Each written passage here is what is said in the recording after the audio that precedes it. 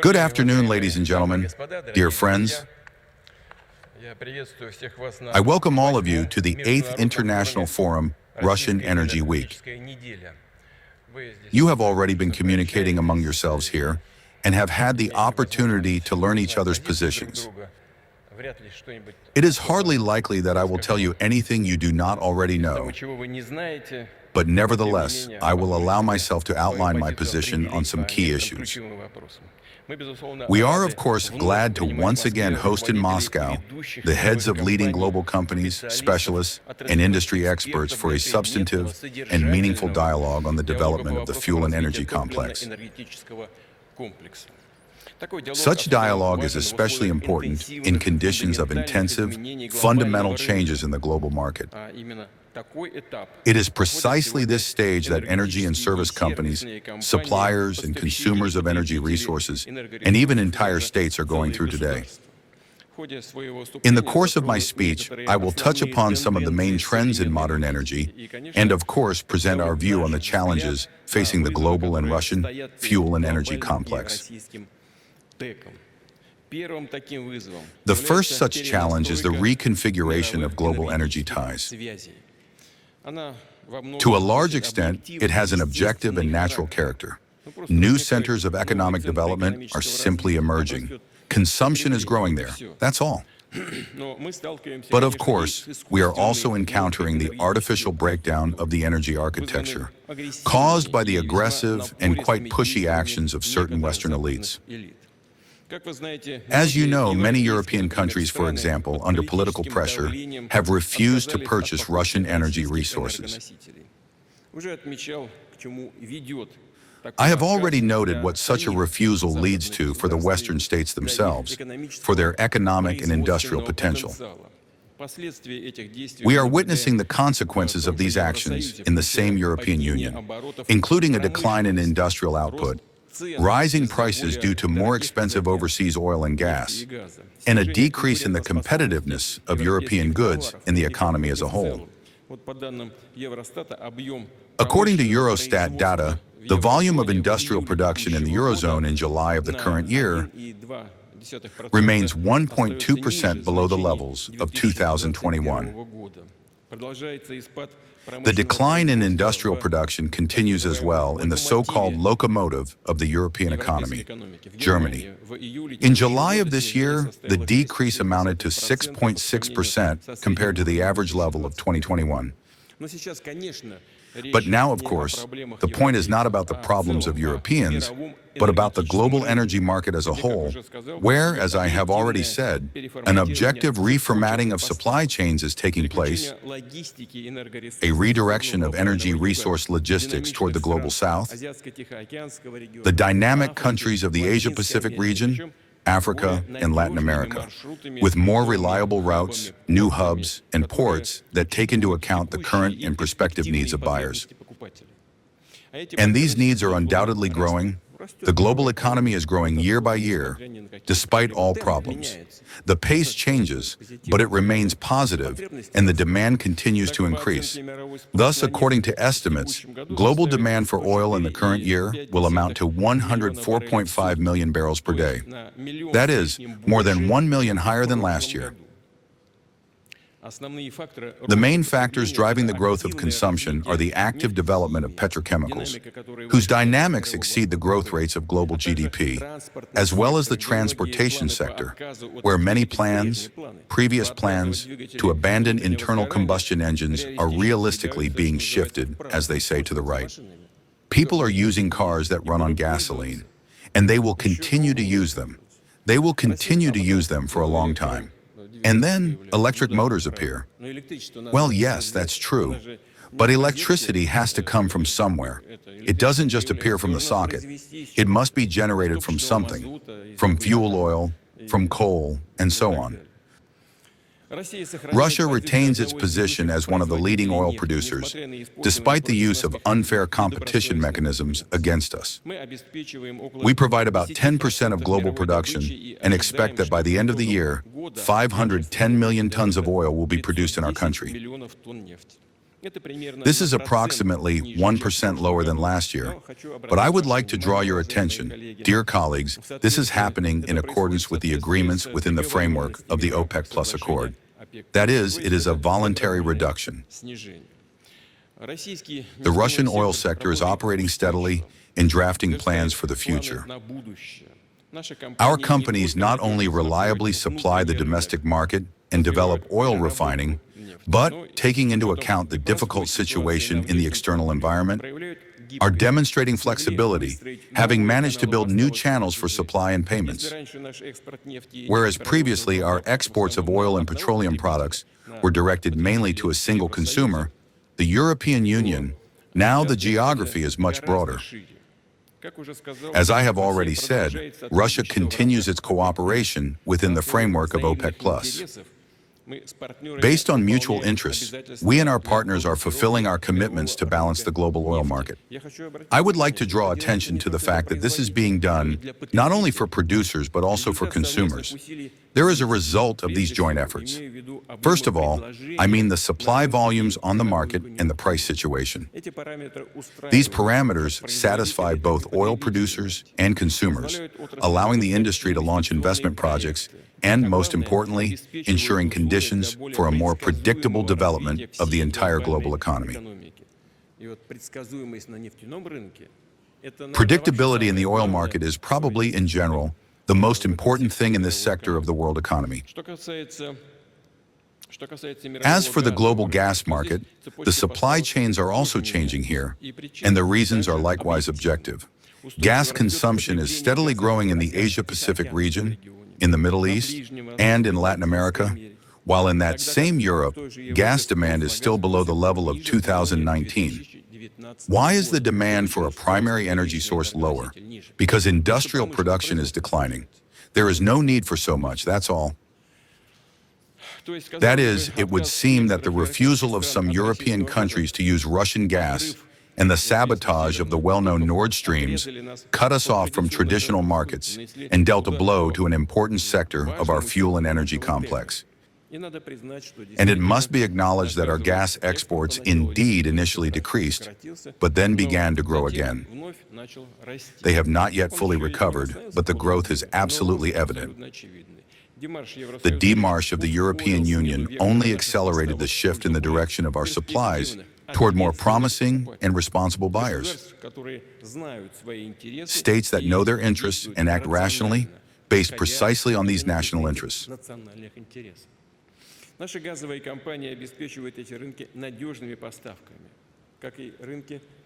Our gas companies are providing these markets with reliable supplies, just as we have always done in all directions before.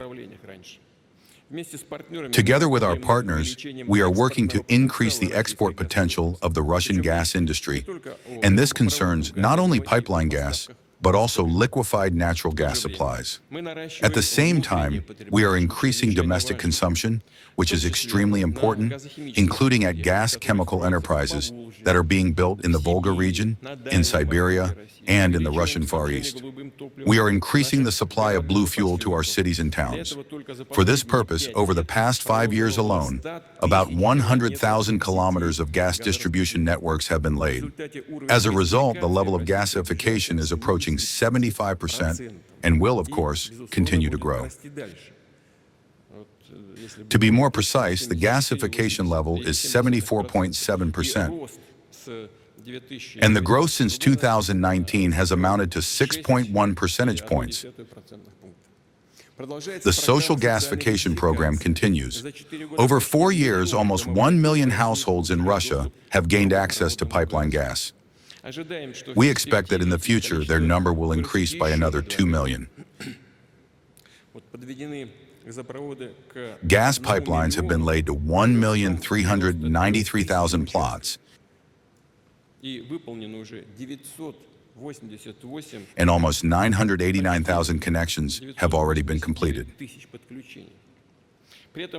At the same time, I would like to draw attention to the following. Russia possesses unique gas reserves.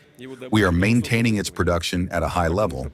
However, it is necessary to work constantly on the resource base and replenish it, including through the development of hard-to-recover reserves. At the beginning of the year, I instructed the government to prepare a special program in this regard in the center of our gas industry, the Yamalo-Nenets Autonomous District. I asked my colleagues to carry out this work within the planned time frame and to begin implementing the program. Now, allow me to say a few words about the coal sector. Despite the negative forecasts of certain experts, coal still occupies a significant share in the global energy balance. At the same time, clear regional differences can be observed.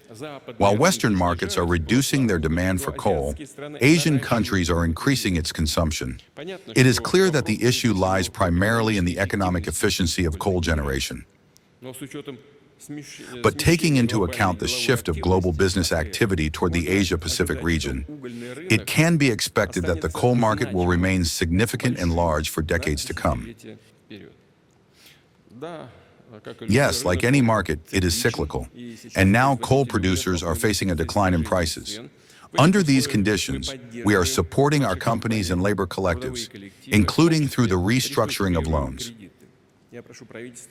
I ask the government to continue keeping the situation under control and, together with businesses, to adjust the support instruments. But the coal industry, in turn, must also increase its own efficiency and competitiveness. Dear colleagues, the second most important global trend lies in the increasing role of the electric power industry. According to estimates, over the next 25 years, electricity generation in the world will double. Moreover, about 85% of the additional demand will be formed outside the so-called developed economies in the countries of the global south. The Russian energy system is one of the largest in the world. Our generation facilities have a total installed capacity of almost 270 gigawatts. And this vast complex operates steadily and efficiently. At the same time, we are observing local electricity shortages, primarily in areas where large industrial, transport, and logistics projects are being built. This deficit must be covered through the development of power grids, the renewal of generating equipment, and the commissioning of new power plants.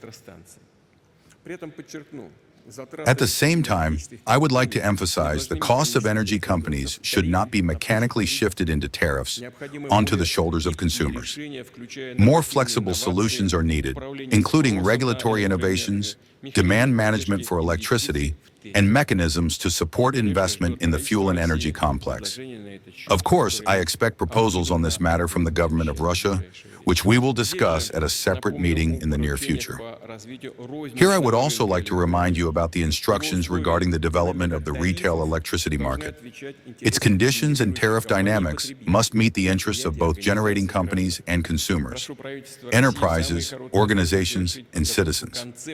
I ask the government of Russia to complete, in the shortest possible time, the preparation of the concept for the development of competitive retail electricity and capacity markets.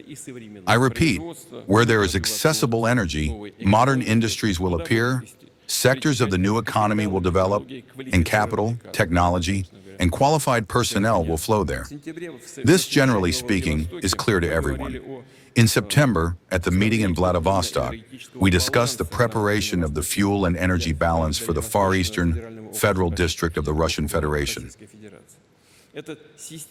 This systemic document takes into account, for each region, the optimal energy sources, coal, gas, fuel oil, water resources, and sets long-term volumes of energy resource supply in the Far East.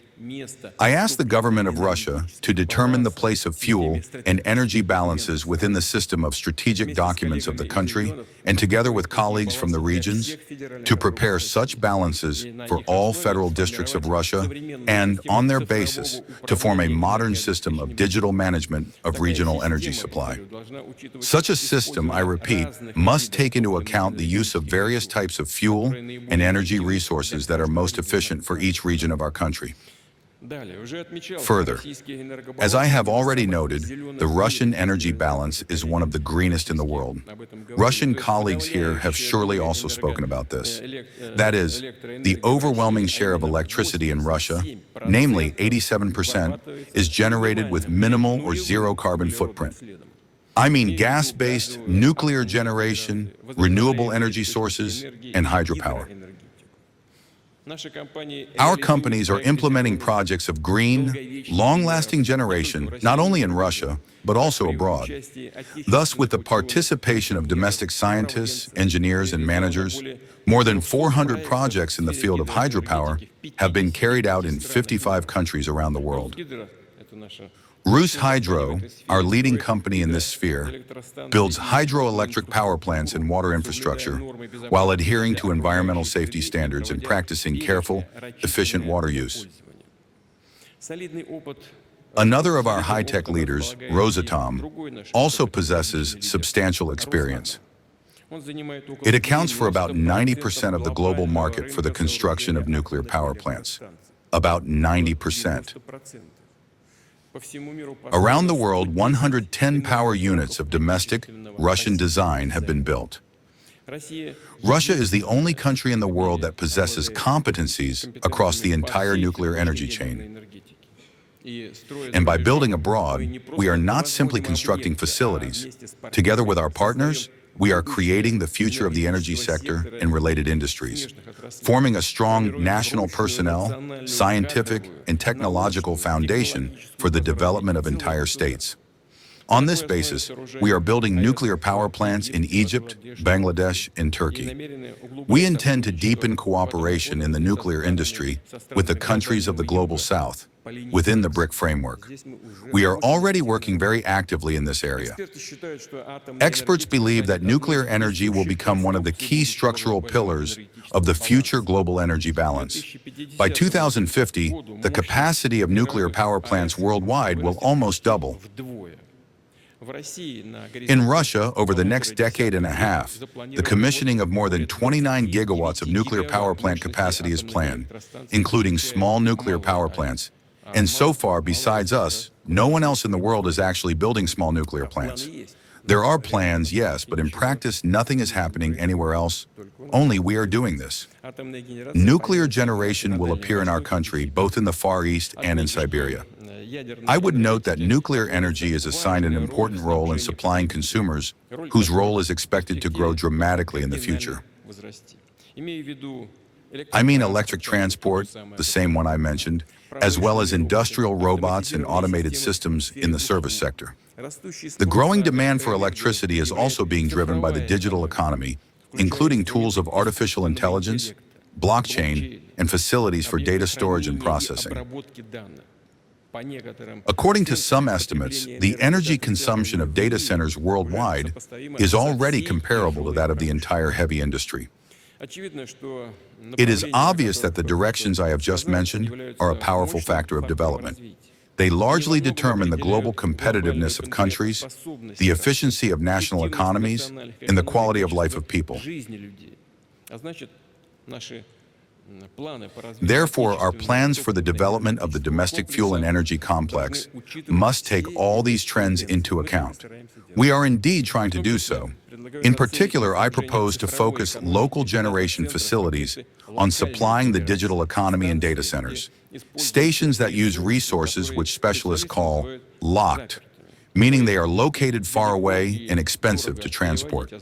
Therefore, it is more efficient to use them directly at the site of extraction.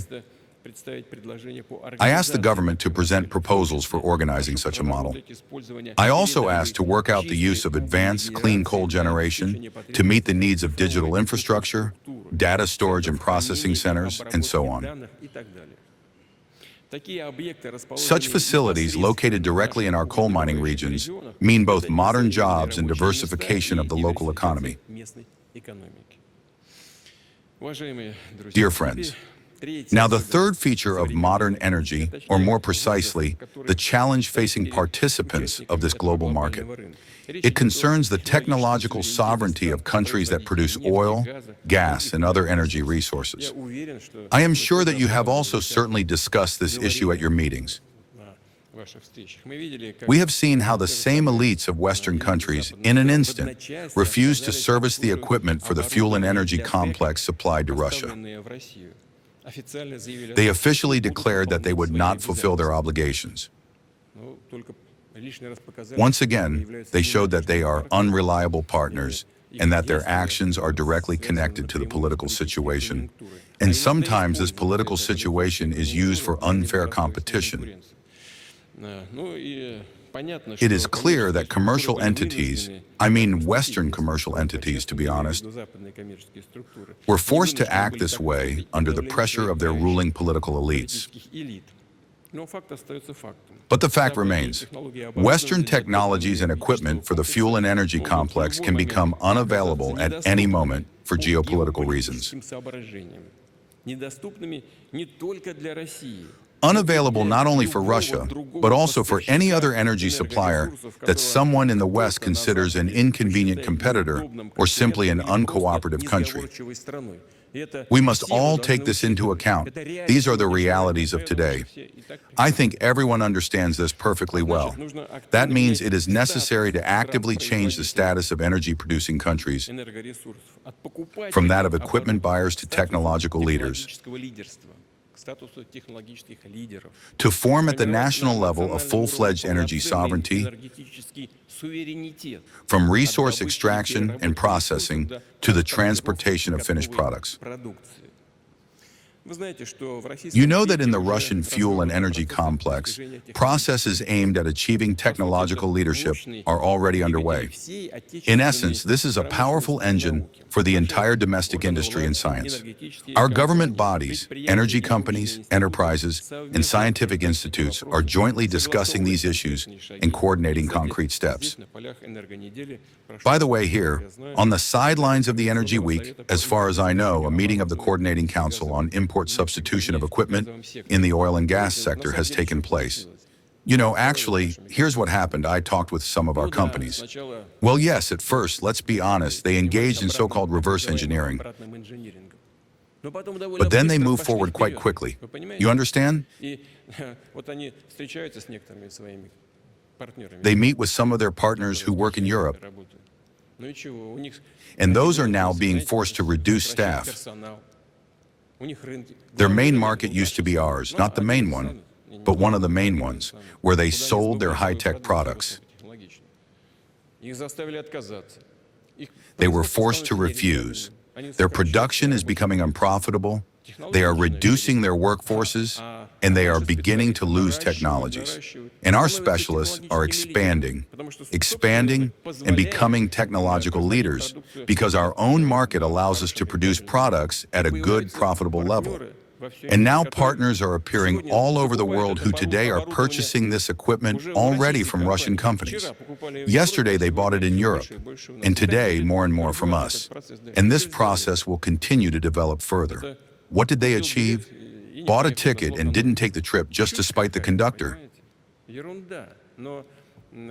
It's nonsense, you see, utter nonsense. But these are the realities of today's existence. Domestic services already cover the main demand for drilling in Russia. Our production of extraction equipment and field chemistry is growing, and our own technological solutions are being implemented in the maintenance of fields and infrastructure. If earlier much of what I have just listed was done, as I just said, by foreign organizations, now more and more of it is being carried out by our own Russian specialists. Russia possesses enormous engineering potential and serious scientific and practical groundwork in the fuel and energy complex, which, as they say, has stood the test of time and proven its effectiveness in harsh natural and climatic conditions. We have the competencies, experience, and developments to advance even in complex segments of the energy sector, to extract hard-to-recover reserves, which is especially relevant for the oil industry. And we will do this not only independently, but also together with states friendly to us, which perfectly understand the geopolitical risks. Russia offers comprehensive technological cooperation among energy-producing countries that is not dependent on sanctions or external pressure, genuine partnership based on the exchange of knowledge, experience, and the creation of industrial alliances. Moreover, the results of such partnership should benefit all participants in this work.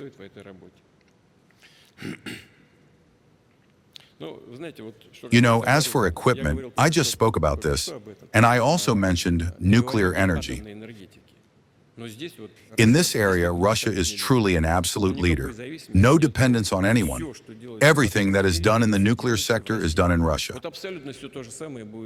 Absolutely the same will be true for all types of the energy industry, and the same applies to oil and gas equipment. Dear colleagues, in business and expert circles, the opinion is increasingly being voiced that the world is entering an era of energy realism. The reckless, I would even say irresponsible, actions of certain Western elites have led to a situation where the main focus is no longer on the parameters of the energy transition or on comparing emission volumes from different types of fuel. The determining and increasingly significant factor has become access to fuel and energy itself, the presence of networks and pipelines, and the installed capacity of energy systems. Under these conditions, it is especially important to manage resource extraction and reserves effectively, to ensure the technological and environmental development of the industry so as to supply the domestic market, achieve national development goals, and also fulfill external commitments. We have always done this. We are doing it, and we will undoubtedly continue to do it. This is one of our unconditional priorities. Understanding these tasks and challenges, Russia intends to strengthen its position as a global energy leader, to develop partnerships aimed at building a fair and sustainable model of global energy in the interests of future generations. I very much hope that the holding of the Russian Energy Week will make a major contribution to this joint work of ours, in essence. I wish the participants and guests of the forum success and all the very best. I am confident that many useful meetings, conversations, and discussions have already taken place. And if that is so, then we are very glad. It means that the goal for which we invite you here to Russia is being achieved. Thank you for your attention. Thank you very much.